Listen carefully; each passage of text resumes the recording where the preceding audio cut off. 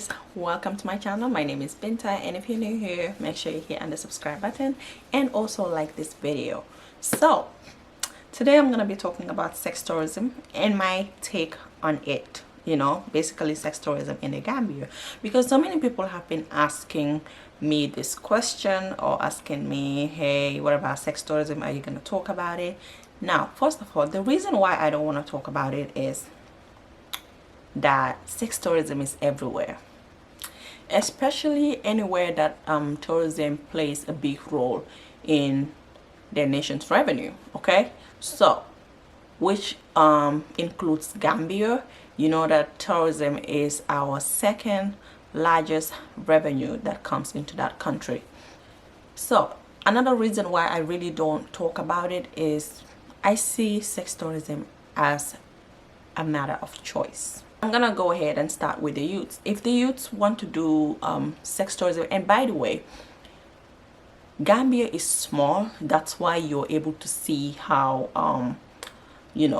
a little rampant, how sex tourism is a little rampant there, because it's just a very small country and it's so tight that it's easy to know anything that's happening. It's easy to see anybody that's involved in crazy or shady things like that. Compare it to other countries that are like really big with 100 million people or 60 million people. It's gonna be hard for you to see because they are big countries, because maybe today you see only one white person walking with a young guy. You might not see them again until next couple of months, because of how wide the population is and how big that country is compared to Gambia. So yeah, but like I said, it's a matter of choice. If youths are involved in sex tourism, it's because they want to be involved in it, and I understand that some people is because they can't find jobs and all the struggles that goes on in Africa. So yeah, I'm not really gonna deny that there is no sex tourism in Gambia, because it is there just like any other African or tourism focused country. Okay, so you have to understand that some of these youths, even if you tell them that, hey, don't do sex tourism, this is bad for you, or you can give them all the advice in the world, they will not listen if they don't want to listen. Okay, first of all, I cannot just go and tell someone, hey, this is bad for you, this is a bad reputation for you, but I'm not doing anything to solve that issue, that is pushing them into doing that. It's not gonna make sense. They're not even gonna listen, because they're gonna be like, oh, it's because you have what you want, that's why you're telling me this. So some people are not even gonna listen to you because you're not providing any solutions to their issues except talking. So that's where we as Gambians and the government have a role to play, and that is providing more employment opportunities for our youths and our people, because with or without sex tourism, people are still struggling and people still need employment. People still need money to live. If they're not doing sex tourism, they're going to be doing something else that is shady or even more shady than what they're doing. So we need solutions when we are telling people to stop doing certain things. And also, when you look at Gambia, it's not like majority Gambians. It's not as if a majority of Gambians are involved in sex tourism. It's just like a very small portion, but that portion is very easy to see because of how small the population of Gambia is. How many beaches do we have that you guys see tourists at? Because you never see them at places that people don't go to. The only places you see them is Senegambia, all these hotels close to the beach and stuff like that. In Gambia, we have only one Senegambia, which is like our best tourist destination. So basically that's where all these things are happening. So obviously you're going to see a lot of sex tourism. You're going to see a lot of old women walking around with young boys, because when you have only one or two good places for your tourist people to be at, now everybody is going to be crowded at that particular place. Yeah, but that doesn't mean that Gambia or majority of Gambians are involved in sex tourism. And some of these people say, some of these young guys will say that, or they're involved in it because they don't have a job, you know, they need to help their family, they need to feed themselves, they need to have a house to be in or rent to pay. And I understand perfectly their point. I understand, because you will not know what somebody is capable of doing until they need food to eat or they need somewhere to lay their head, especially if you are a family person. But then again, let's say you're doing this thing for, you know, to feed yourself. I was watching one video where this guy was saying that sometimes, you know, he could get paid by one person, you know, for like $1,000. Well, that basically is maybe a whole month, I don't know, or maybe 2 months, I really don't know. But it's not a one-day thing that they're paying you, but for the entire vacation time, I believe. So let's say you get paid $1,000 for that, because that's a job. They're working, selling themselves to do that, you know. Someone is paying you so that they can use you anytime, any day, and anywhere they want to use you. Okay, you get paid $1,000 by one person. $1,000 is a lot of money in Gambia, as far as I'm concerned. That $1,000, I think $1,000 is like 25,000. Okay, $1,000 is 50,000 dollars. $50,000 is a lot of money. And no matter how small it is, you should be able to find a small business to do if you really don't want to continue, you know, giving sex to old people just to feed yourself.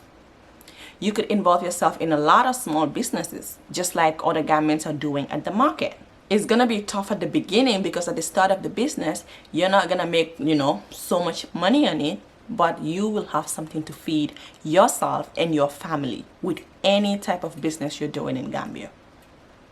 But no, they just, you know, enjoy the money and keep doing what they're doing because to them that is an easy way of making money. But what they don't realize is you are exposing yourself and also exposing your family and friends to all kinds of diseases. Because it's not only the job that you're going to go have, you know, sleep with someone or have sex with someone and that's it. Because you could contract any kind of disease like AIDS or any other sexually transmitted disease through sex tourism. Basically, in fact, that's the easiest way you can expose yourself to all these deadly diseases. And if you get it, you know how many people you're exposing to that? Basically, everybody that you're going home to are exposed. Everybody that is sitting and talking with you, you're exposing them. Because let's say you got, you know, cut by a knife. And these people don't know that you have this disease. You yourself don't even know that you have this disease. Now you expose everybody to it. Because one thing is that the young people that are involved in sex tourism don't really tell these white old people or white old women or white old men, hey, we need to go get tested first before I sleep with you. It's one thing that these young people don't do. If they come, they give you the money, you sleep with them. It's a contract for 1 month. You go ahead and sleep with them for 1 month. You never get tested. You never ask them questions if they are, you know, exposed to any kind of disease. You know nothing about their medical history. You know nothing about their health, but you go ahead and sleep with them. This is why I say it's a matter of choice. Because if young people really want to stop, and if it's really lack of jobs that are making you do these things, you can create one for yourself from the money that you make from these disgusting jobs. But how many people want to stop? How many people are really wanting to open a little business for themselves and start from scratch? Guys, if you're African, you know $1,000 is a lot of money. And you can start like a pretty good business with that. It's not gonna generate income like boom every month you start getting $7, $8, or $1,000 again. No, it's gonna be small, but it's going to be enough for you to take care of yourself and your family, at least, if they really want to stop. That's why I say this is a matter of choice, and I can only say but enough. Because even if I decide to open a business in Gambia, how many people can I employ? I cannot employ everybody that is involved in sex tourism. This here is a matter of self-respect and dignity. So yeah, the government is as guilty as the youths that are involved in it, because they are the reason why youths are getting pushed into doing certain things. And like I said, the only way to solve this is to create employment, create jobs. And this can be done by both the government and the Gambians or Africans. Because we all can't just sit and put our hands together and wait for the government to provide jobs for us. We can also invest in our countries. And even if you just employ only 2 people, you saved those 2 people from going to do something illicit. You saved them from getting involved in crimes, probably. So we all have to come together to eradicate, sex tourism, basically. The people, the government, and the youths involved in sex tourism. It's going to be a collective work and not just one person.